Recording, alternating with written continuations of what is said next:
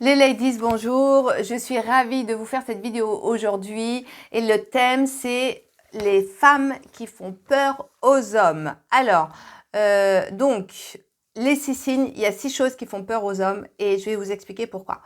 Avant de continuer, donc je me présente. Pour celles qui ne me connaissent pas, je suis Karima Abbasi, je suis la créatrice de la méthode Namaera et cette chaîne, elle est là pour vous aider à grandir en tant que femme et aussi pour vous aider à construire, à réaliser votre vie et ça passe nécessairement par sa vie sentimentale, c'est important, ça fait partie de la vie, on est câblé pour ça et ça passe par le fait bien sûr de créer une vie sentimentale, la vie sentimentale magique, extraordinaire qui correspond vraiment à ce que tu veux, à ce que vous voulez.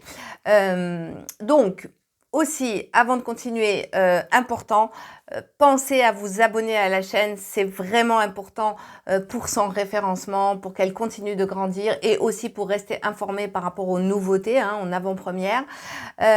Aussi, juste en dessous, très important, dans le premier commentaire, vous allez trouver un lien. Ce lien, il vous permet de réserver un créneau avec moi ou un membre de mon équipe et c'est entièrement offert sans engagement de votre part.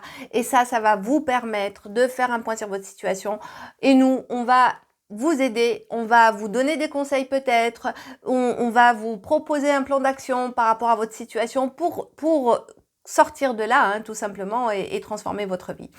Voilà. Alors, évidemment, pourquoi?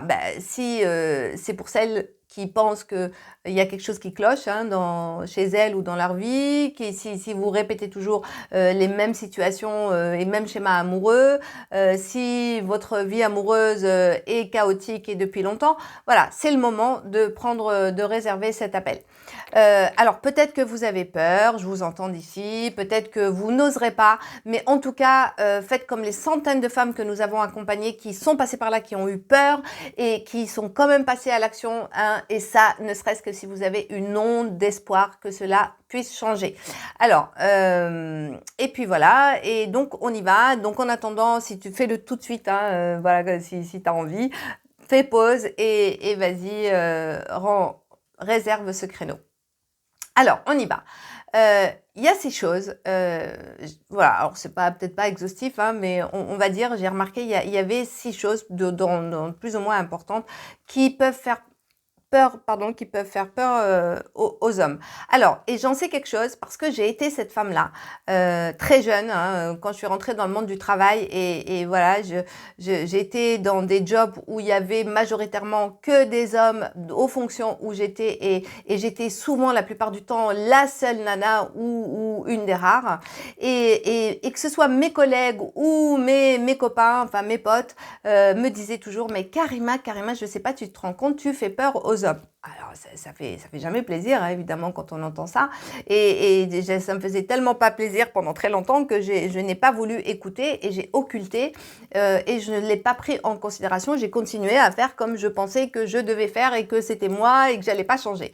Et je disais voilà, qui m'aime me suive. Et la vie amoureuse, ça se passe pas comme ça. C'est pas qui m'aime je suive, c'est beaucoup plus subtil que ça. J'ai déjà parlé de notion de résilience en amour et voilà, s'affirmer mais tout en étant dans la résilience. Bref, je reviens au début de mon explication. Donc, je faisais peur aux hommes et j'avais beaucoup de ces caractéristiques-là que je vais vous énoncer. D'abord, les femmes fortes. Les femmes fortes, c'est pas en soi la femme forte qui fait peur. C'est comment elle se présente à l'autre et comment elle l'exprime au quotidien. Si tu es une femme forte et que en plus tu le montres, c'est-à-dire que quand je montre que je suis forte, c'est-à-dire que je ne suis pas du tout connectée à ma vulnérabilité, je ne suis pas connectée à ma sensibilité et que je suis là un peu comme une épée de Damoclès au-dessus de ma tête. Je dois toujours montrer que je suis battante, combattante, amazone, que je me bats, que je revendique, que je parle fort, que j'exprime mes idées, que je les défends, que je me laisse pas faire et que je suis presque même à la limite de l'agressivité et voire souvent dans l'impulsivité avec des coups de tête. Ça, oui, c'est une femme forte, mais c'est une femme forte qui n'a pas maîtrisé cette force-là et qui est tout en mode hérisson en fait. Tcha, voilà. L'autre, qu'est-ce qu'il voit? Il voit une femme voilà qui est en mode hérisson, il voit que les pics. Ben ouais, ça fait peur. Ben ouais, ça fait peur. Parce que parce que cette femme-là, un homme qui va te rencontrer, il va avoir l'impression de vivre, s'il vivait avec toi, sur un match, sur un terrain de boxe en fait, enfin un terrain où je sais pas comment ça s'appelle, bref, un podium de boxe. Il n'a pas envie de jouer à la boxe. Il n'a pas envie de se faire bouffer par sa compagne. Oui, ça fait peur et surtout, ça fait peur pourquoi? Parce que c'est aussi ce qui se passe avec les femmes qui sont accomplies, qui ont réussi professionnellement et qui le revendiquent. Voilà. Je me rappelle de discussions que j'ai eues avec ses amis et encore avec des hommes encore aujourd'hui. Oui, quand tu es là, tu as réussi, tu as des rêves, tu t'assumes. Voilà, tu veux devenir millionnaire, tu veux t'acheter un bateau, tu veux investir dans l'immobilier. Tout ça, on est beaucoup dans l'énergie du masculin et c'est ok d'ailleurs. Hein, c'est ni bien ni mal parce qu'on a tous ces deux énergies-là en nous et il en faut, voilà, il y a des femmes comme ça et c'est super et il ne s'agit pas de changer ça. Mais si quand tu rencontres quelqu'un et que tu commences déjà à lui déballer tout ça en lui disant oui, non mais moi, si, moi ça, bah, en fait, en face de toi, rappelle-toi que tu as un homme qui a des hormones masculines qui sont des testostérones, d'accord? C'est ce qui représente sa masculinité et lui, quand tu lui dis ça, il se sent menacé. Il se sent menacé, il a peur de perdre son identité masculine mais c'est inconscient et c'est très fort chez lui. Donc ben forcément tu vas lui faire peur parce que ben, il a l'impression qu'il va être mangé tout cru ou qu'il va pas avoir sa place ou qu'il va pas avoir, et ça on a beau dire et redire, mais c'est quand même une réalité dans l'inconscient collectif. Les hommes, ils ont cette mémoire en eux que ce sont des hommes, c'est eux qui doivent assumer les responsabilités du couple, ils doivent assurer, ils doivent être à la hauteur. C'est l'homme, hein, comme beaucoup en rêve, hein, quand j'entends beaucoup de femmes qui disent oui mais Karima, les hommes d'aujourd'hui sont plus des hommes, blablabla. Ben oui, mais attention, tu veux un homme, mais en même temps tu veux le brider, tu veux commander, tu veux porter la culotte. À un moment donné, voilà, de la résilience. Je suis pas en train de vous dire qu'il faut revenir à l'ère de la femme soumise. Hein. Il y aura une vidéo sur ça, d'accord, et encore, si vous saviez, partout où vous êtes soumise et vous le savez pas. Mais bref, il s'agit pas de ça. Mais c'est juste, en fait, c'est une façon. C'est une façon de se présenter, c'est une façon de modérer ça. Voilà, donc quand tu présentes un homme, tu n'as pas besoin de mettre en avant tout ça parce que sinon, bah, tu es dans la compétition. Et je parlais sur une autre vidéo du couple Gaillet-Hollande et de ce qui comparait en fait Hollande par rapport à ses deux premières compagne, et notamment Ségolène Royal, qui était en compétition avec son homme, qui était dans la rivalité. Et ça ne fonctionne pas dans un couple. Hein. Ça ne fonctionne pas. La preuve, et pardon voilà, alors je ne sais pas si c'était volontaire ou pas qu'il ne soit pas marié, mais bref, en tout cas, il en épouse une, celle qui a pu, il épouse Gaillet, hein, voilà, quand même, au bout de 10 ans... de vie commune ou de fréquentation et de vie commune parce qu'elle a su justement avoir cette résilience amoureuse, se mettre en retrait le temps qu'il faut pour revenir sur le devant de la scène comme l'a fait Michelle Obama. Ça, c'est de la résilience, c'est de l'intelligence, relationnelle du couple. Et que non pas celles que j'ai été aussi, qui sont dans la revendication parce que besoin de s'affirmer et la peur, et surtout la peur de perdre ça. Alors, comme on a peur de perdre ça, alors on le met en avant et on le met en avant et on l'exacerbe en fait. Voilà. Donc voilà ce qui explique. Alors, autre chose qui fait peur aux hommes aussi, J'ai dit les femmes fortes, les femmes qui s'accomplissent. Alors, ça peut être aussi le physique. Bon, ben ça, on n'y peut rien, hein, c'est comme ça, on a le physique qu'on a. Oui, alors, ben, ça on n'y peut rien. Donc, si tu es trop grande et que lui, il est petit, ça peut faire peur. Ben là, c'est pas grave, next. Hein, donc, ça, on n'y peut rien. Mais ça peut être aussi un style. Alors, évidemment, comme je l'ai déjà dit et je le dis encore, si t'es plutôt BCBG et si t'es pas BCBG plutôt ou t'es BCBG peu importe et que tu vas voir un homme qui soit totalement dans le contraire, bah oui, ça va lui faire peur parce que ça va le style BCBG, ça va représenter il va avoir plein de croyances par rapport à ça. Donc il faut être aussi congruent par rapport à qui on est, et le style qu'on a et qui on a envie d'avoir avec soi. Donc ça c'est la troisième chose. Ensuite, la quatrième chose, ça peut être aussi les femmes qui sont, on va dire, dans la plainte, qui se plaignent toujours, qui voient tout en noir, qui disent du mal des uns, des autres, de leur ex. Ça fait fuir les hommes. Ben, bien sûr que ça fait fuir les hommes parce que il se dit ça va être le prochain. Voilà, si tu rencontres un homme et que tu commences à lui dire oh non mais attention là mon ex t'es un pervers narcissique et puis celui d'avant aussi, là qu'est-ce qu'il va se dire? Il va se dire bah, le prochain c'est moi. Donc là tu vas lui faire peur parce que il se dit c'est une femme à problème, c'est une femme à histoire et il n'a pas envie. Voilà, il n'a pas envie parce que ben il a envie d'avoir une femme qui soit fun, qui soit rigolote, qui lui amène de la douceur de vivre et du bonheur au quotidien, pas une femme qui lui prenne la tête.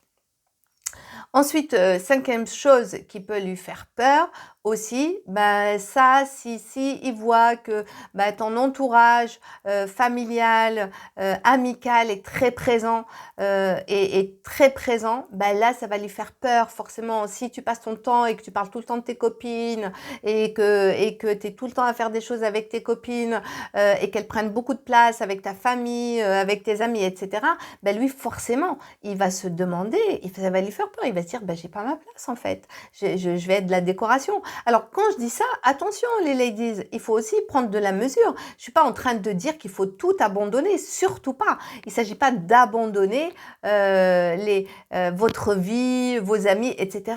Tout ça, c'est une question de mesure en fait, d'accord? C'est une question de mesure. Les extrémités, les polarités cristallisées, hein, que j'appelle les polarités, c'est ou trop ou pas assez, ou beaucoup, beaucoup, ou rien du tout. Non, c'est ni l'un ni l'autre, d'accord? C'est toujours la voie du milieu, hein, comme le préconise la philosophie bouddhiste. C'est toujours la voie du milieu et c'est savoir doser les choses. Donc, mettez-vous aussi à la place de l'autre et ce serait pareil pour vous si vous aviez un homme qui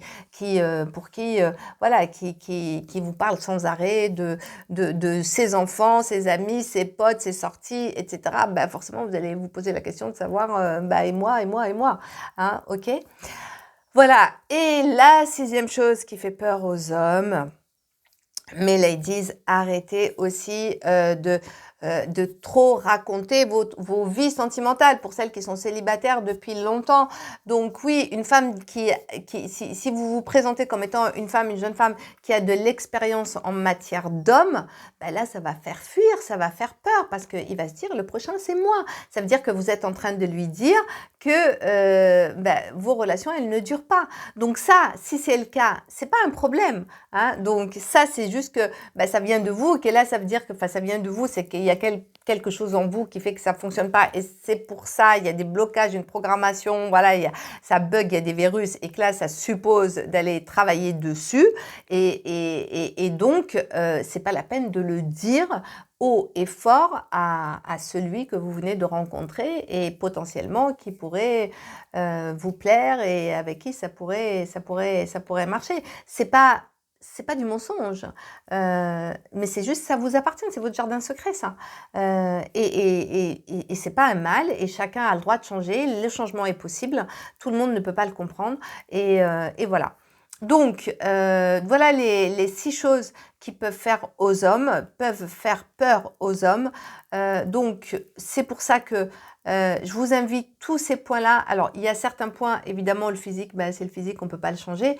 Mais tout le reste, ce sont des choses sur lesquelles vous pouvez réellement travailler, arrondir, moduler. Et il ne s'agit pas de se renier. Encore une fois, c'est surtout pas moi qui vais vous dire ça. Le but, ce n'est pas de se renier. Le but, c'est d'être soi, sur la bonne note, sur les bonnes notes, parce qu'on n'en a pas qu'une, être sur la bonne note, être dans son authenticité, mais tout en étant dans la résilience, si vous avez envie de construire une relation de couple. Alors, si votre objectif n'est pas le couple, alors bon vent, bon chemin, continuez à être qui vous êtes. Mais si vous voulez être en couple, ça nécessite ce travail-là. Et tant que vous ne l'aurez pas compris, ça ne fonctionnera pas.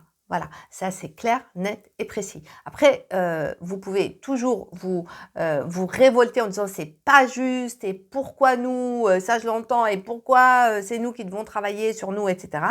Alors, et pourquoi les autres ça marche? Ben, les autres, ben, celles qui marchent, regardez bien, peut-être qu'elles l'ont acquis naturellement, elles l'ont compris naturellement, elles n'ont pas eu besoin de le conscientiser, ça peut être ça.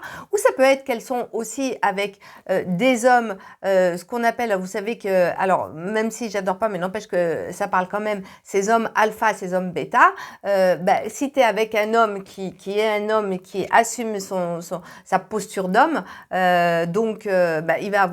allez devoir être comme ça. Par contre, si vous êtes avec un homme plutôt du style bêta qui plutôt, lui, en fait, sa priorité, c'est vous, hein, c'est-à-dire que c'est lui, il va se mettre de côté et c'est vous qui allez être moteur, vous n'avez pas besoin, soyez restés comme vous êtes. Ça dépend de qui vous convoitez. Alors qu'on sait aujourd'hui, hein, il y a eu des études et des statistiques, 80% des femmes recherchent les 20% d'hommes qu'on appelle alpha entre guillemets, c'est-à-dire voilà, des hommes qui s'assument, qui sont des hommes et qui assument leur sens de responsabilité, qui ont du lead, qui sont moteurs. Voilà, il va falloir savoir choisir qu'est-ce que vous voulez, bêta ou alpha. Bien. En tout cas, j'en ai fini avec cette vidéo. Donc, si vous avez aimé, un pouce vers le haut, hein, ça fait toujours plaisir. Si vous n'avez pas aimé, hein, voilà, je sais que tout le monde ne va pas aimer ce que j'ai dit, mais c'est pas grave, c'est ok. Si vous n'avez pas aimé, un pouce vers le bas et dites pourquoi. Je vous invite aussi bien sûr à me laisser des commentaires, des idées de vidéos. Et aussi, avant de nous quitter, je vous rappelle le lien juste en dessous, le commentaire juste en dessous, pardon, le lien qui va vous permettre de réserver un rendez-vous, un créneau avec moi, un membre de mon équipe, hein, pour parler de votre vie sentimentale, faire un point et voir ce qui est possible de faire pour vous accompagner dans cette transformation. Et puis surtout, n'oubliez pas, comme je dis toujours, pour faire the rencontre, et il est important d'abord de faire sa propre rencontre. Et alors, ne vous laissez pas distraire par les fausses idées, par des principes et par des questions qui n'en valent pas la peine. Voilà, posez-vous les bonnes questions et surtout, passez à l'action. Je vous embrasse et je vous dis à la prochaine vidéo. À très vite.